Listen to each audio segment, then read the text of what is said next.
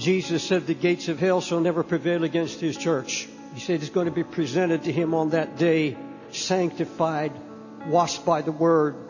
A glorious church without spot or wrinkle or any such thing, but that it should be holy and without blemish.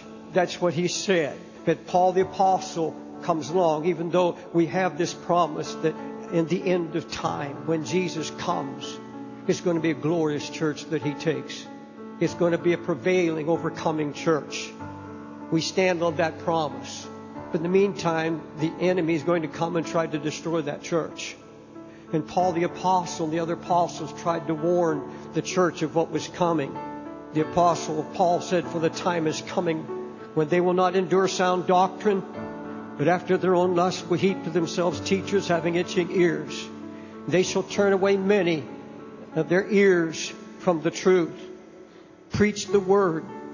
Be instant in season and out of season. Reprove, rebuke, exhort with all long suffering and doctrine. That doctrine is of self-denial, the return of Jesus Christ, holiness, forsaking of sin.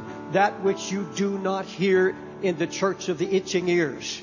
All over the United States, we see this American gospel of greed. This American gospel, as I heard one well-known preacher being interviewed, he said, if you come to my church, I guarantee you will prosper. And the theme of the church is money will come. Thousands and thousands attend that church. And that's happening everywhere we go, this American gospel, because they see it on American TV. And then it becomes an attraction to all those unsanctified men, those wolves in sheep's clothing that are coming just to fill a need. Peter wrote a warning to the church to stir them up, he said. He said, in the last days there shall come scoffers, walking after their own lust and saying, where is the promise of His coming? Because all things continue as they were. Who are these scoffers?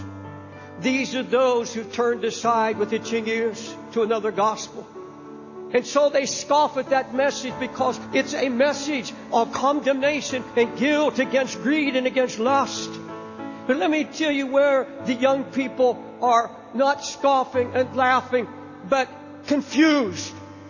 To hear a church, to hear a people of God preaching about the coming of the Lord.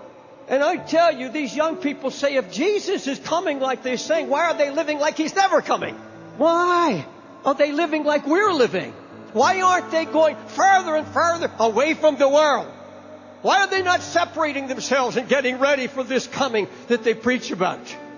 He's coming back for a sanctified body of saints who are separating themselves from the world and all the things of this world, not letting it get a hold of their hearts. He's going to do it by raising up spiritual Nazarites. A Nazarite took a vow. Some were under vow at birth as Samson. They took a vow of separation from the world. And this vow for men included no drinking of wine. That represented no giving yourselves. It means total separation from the passions and lust of the world around you. Don't drink in anything of this world. Don't touch anything of this world that will rob you of the life and the purity that is needed for the Holy Ghost to work through you. I'm telling you what God is going to do in the last day. The only way He can bring back the church to this prevailing mode, bring it back to the glory. He has to have a separated people, a Nazarite people that have made a Holy Ghost vow and led by the Holy Ghost. The more wicked this world becomes, I am going to turn to Christ with everything that is in me. I'm going to seek God like I've never sought God before. I'm going to walk a different path. I don't care how many Christians say they can do it. I can't do it because Jesus is coming and I want the Holy Ghost in my life. What is God's answer? How does He answer? What does God do when the church is under dominion of the enemy, where there is no strength, there is no power to impact the world? He doesn't send an army. He finds one man and separates himself completely from the world. And when He gets this man separated and is convinced that this man will walk in that separation, that he knows that that's his calling in the world, that he's in the world but not of the world. When we moved into this theater, all of Broadway said that show won't last 6 months.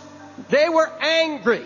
And then, folks, Broadway started feeling the impact. Actors start getting saved. The musicians started getting saved. The singers started getting saved.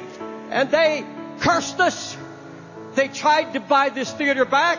The people we bought this theater from came to me, offered millions of dollars, and one man pleaded with me, please give me back my theater.